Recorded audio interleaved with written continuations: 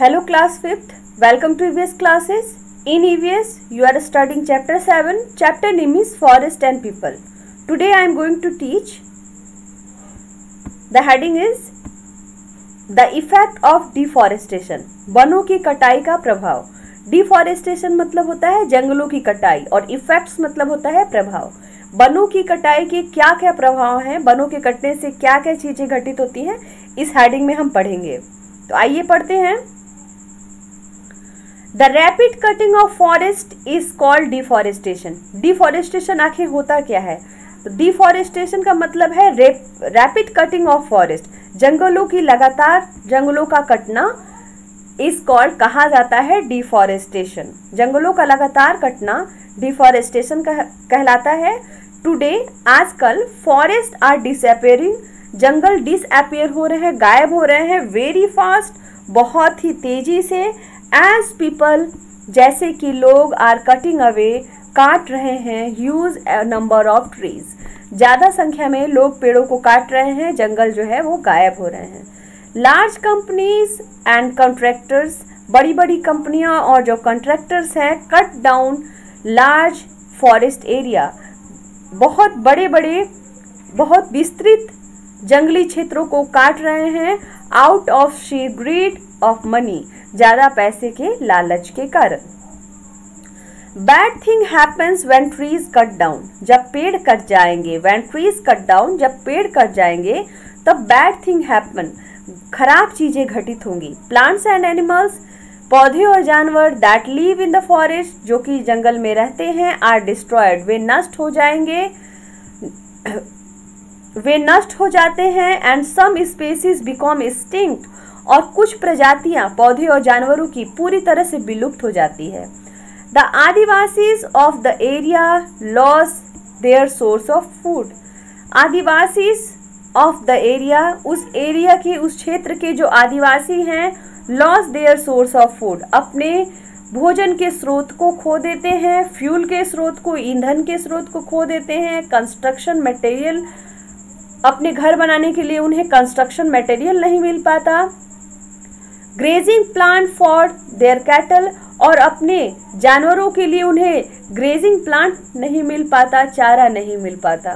तो इस तरह से आदिवासी लोगों को काफ़ी दिक्कतों का सामना करना पड़ता है, भोजन को लेकर, अपने ईंधन को लेकर, घर बनाने के लिए मटेरियल को खोजने में, और अपने जानवरों को चारा दिलाने में. आइए थोड़ा थोड़ा करके इसको पढ़ते हैं. Trees provide natural protection against flood. पेड़ बाढ़ के विरुद्ध नेचुरल प्रोटेक्शन देता है, प्राकृतिक रूप से सुरक्षा प्रदान करता है. पेड़ों की वजह से बाढ़ का पानी नहीं आ पाता. बाढ़ के पानी को पेड़ आने से रोकते हैं. डिफॉरेस्टेशन, जंगलों की कटाई होने की वजह से, कॉजेज फ्लड्स, ये बाढ़ का कारण बनते हैं. पेड़ों का कटना बाढ़ का कारण बनते हैं. एंड लैंडस्लाइड्स, उससे लैंडस्लाइड्स भी होता है. ब्लॉकिंग रोड्स, रोड जो है वो लैंडस्लाइड की वजह से रोड ब्लॉक हो जाते हैं, रोड अवरुद्ध हो जाते हैं. Destroying villages in the mountain, पर्वतों पे जो गांव है वो नष्ट हो जाते हैं. And depriving birds, insect, animals of their homes, और जो पक्षियाँ, कीड़े मकोड़े, इंसेक्ट हैं, जो जानवर हैं, वे अपने घर से वंचित हो जाते हैं. नाउ मीट मिठू, आइए मिठू से मिलते हैं. Her family to use to live in a beautiful green forest. उसका परिवार एक बहुत ही सुंदर हरे भरे जंगल में रहता था. बाय द रिवर, उसका जो जंगल था वो नदी के किनारे था. And they got all they needed from the forest. वे जंगल से सारी चीज़ें प्राप्त करते थे जो उनको, उनकी ज़रूरतें थी, वे सारी चीज़ें वो जंगल से प्राप्त करते थे. But then people began to cut away, लेकिन जब लोग बिगेन टू कट अवे, काटना शुरू किए, लार्ज अमाउंट ऑफ ट्रीज, बड़ी संख्या में पेड़ों को, कैरी देम अवे, अपने साथ ले जाना शुरू किए. And sell them to factories, और फैक्ट्रीज में उसे बेचना शुरू किया. फॉर मनी, पैसे के लिए. By and by all the trees were cut down. धीरे धीरे सारे पेड़ कटते चले गए. And the forest became like a desert, और जंगल रेगिस्तान बन गया। जिस तरह से रेगिस्तान में चारों तरफ कोई पेड़ दिखाई नहीं देता है, उसी तरह से हरा भरा जंगल रेगिस्तान बन गया पेड़ों के कटने की वजह से। Life has become very difficult for the people of Mithu's village. Mithu के विलेज में रहने वाले जो लोग थे, उनका जो जीवन है बहुत वेरी डिफिकल्ट हो गया, बहुत ही ज़्यादा डिफिकल्ट। हैज़ बिकम मतलब हो गया, वेरी डिफिकल्ट मतलब बहुत ही कठिन हो गया। Even to get fodder for their animals, यहाँ तक कि टू गेट पाने के लिए, फॉर्डर मतलब चारा, फॉर देयर एनिमल्स अपने जानवरों का, यहाँ तक कि अपने जानवरों का चारा प्राप्त करने के लिए, और फायरवुड फॉर देयर कुकिंग, और खाना बनाने के लिए ईंधन की लकड़ी पाने के लिए, they have to walk many miles back and forth. They have to walk, उनको चलना पड़ता था, मेनी माइल्स मतलब बहुत ही ज़्यादा दूर चलना पड़ता था, कई मीलों चलना पड़ता था, बैक एंड फोर्थ इधर उधर। Now they have to walk the whole day, अब दे हैव टू वॉक उनको चलना पड़ता है, द होल डे पूरे दिन उनको चलना पड़ता है, फॉर एवरी स्मॉल थिंग छोटी सी चीज को पाने के लिए भी उनको पूरे दिन चलना पड़ता है, ढूंढना पड़ता है। Even for grass for thatching roofs, यहाँ तक कि अपने झोपड़ी के लिए रूफ, उस झोपड़ी की छत बनाने के लिए घास को खोजने के लिए भी उनको मीलों चलना पड़ता है, दूर दूर जाना पड़ता है। Earlier there was plenty of everything, पहले सब कुछ पर्याप्त मात्रा में, प्लिंटी ऑफ मतलब पर्याप्त मात्रा में था। They needed for their daily life, they needed for their daily life, उनके जरूरत की, उनके जीवन की जरूरत की सारी चीजें पर्याप्त मात्रा में पहले था। बट नाउ, लेकिन अब थिंग्स हैव बिकम स्कार्स, चीजें कम हो गई हैं, and people have become poor, और लोग गरीब हो गए हैं। As they are not able to gather even half the things, जैसा कि अब लोग आधी चीज़ों को भी, हाफ द थिंग आधी भी चीज़ों को गैदर नहीं कर पाते हैं, इकट्ठा नहीं कर पाते हैं। They use to when the forest was nearer their house, उस समय जैसे कर लेते थे जब फॉरेस्ट उनके नियरर था, नज़दीक था। धीरे धीरे पेड़ कटते गए, और पेड़ों के कटने से लोग पहले जितनी चीज़ें कलेक्ट कर लेते थे उसका आधा भी कलेक्ट करके अब नहीं रख पाते हैं, नहीं रख पा रहे हैं अपने पास। Once again, earlier there was plenty of everything they needed for their daily life. पहले there was plenty of everything, सब कुछ बहुत ही ज़्यादा मात्रा में था। They needed, जो उनको ज़रूरी था, for their daily life, अपने दैनिक ज़रूरत के लिए। But लेकिन now the things have become scarce, अब चीज़ें स्कार्स हो गई हैं, घट गई हैं। And people have become poor, और लोग गरीब हो गए हैं। As they are not able, अब जैसे कि वो सक्षम नहीं है, टू गैदर इकट्ठा करने में, इवन हाफ द थिंग्स आधी चीज़ों को भी इकट्ठा करने में लोग अब सक्षम नहीं हैं। They use to when the forest was nearer their house, जब फॉरेस्ट जंगल उनके नज़दीक था तब लोग जितना इकट्ठा कर पाते थे अब उसका आधा भी इकट्ठा करने में वह सक्षम नहीं है। Another terrible things has happened, दूसरी आतंकित करने वाली भयावह चीज और घटित हुई है। क्या चीज? When the natural protection gone, जब प्राकृतिक सुरक्षा चली गई है, द रिवर फ्लड्स रेगुलरली, तो नदी का पानी रेगुलरली नियमित रूप से नदी का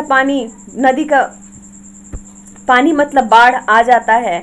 एंड डिस्ट्रॉयज देयर होम, और उनके घरों को नष्ट कर देता है। And what ever little property they have, और जो भी थोड़ा बहुत उनके पास होता है उसको वो नष्ट कर देता है। एट लास्ट, अंत में, the villagers decided to take on protection of the forest in their own hand. At last, अंत में, द विलेजर्स डिसाइडेड, गांव के लोगों ने निश्चय किया, to take on the protection of the forest, जंगलों की सुरक्षा का निश्चय किया, इन देयर ओन हैंड, अपने हाथों में।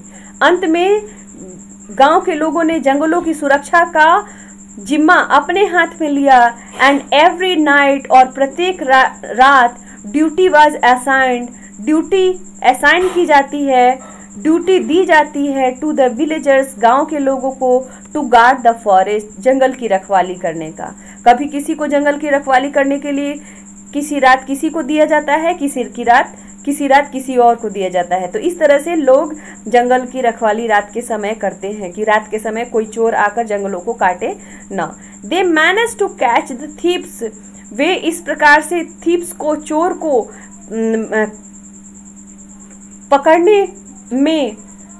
पकड़ने की व्यवस्था करते हैं।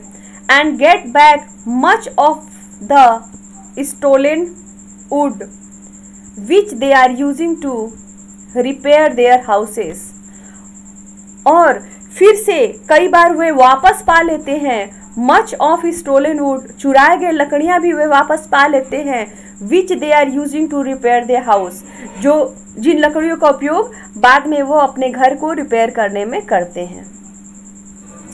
इस प्रकार फॉरेस्ट की रखवाली लोग करते हैं और इस तरह से वे थीप्स को, चोरों को भी पकड़ने की व्यवस्था करते हैं।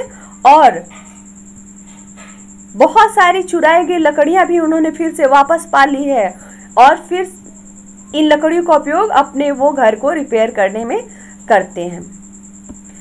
द गवर्नमेंट नाउ रियलाइजेस, सरकार अब महसूस करती है दैट कि the people who live in and around the villages, लोग जो कि इस गांव में या इस गांव के चारों ओर रहते हैं, are the people who best understand the need of the village, जो कि अच्छे से समझते हैं कि गांव की ज़रूरत क्या है।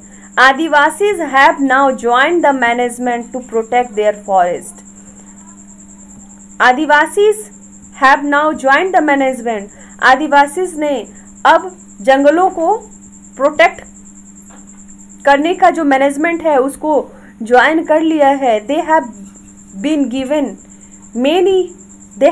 गिवन मेनी राइट्स, उनको बहुत सारे अधिकार दिए गए हैं। And are allowed to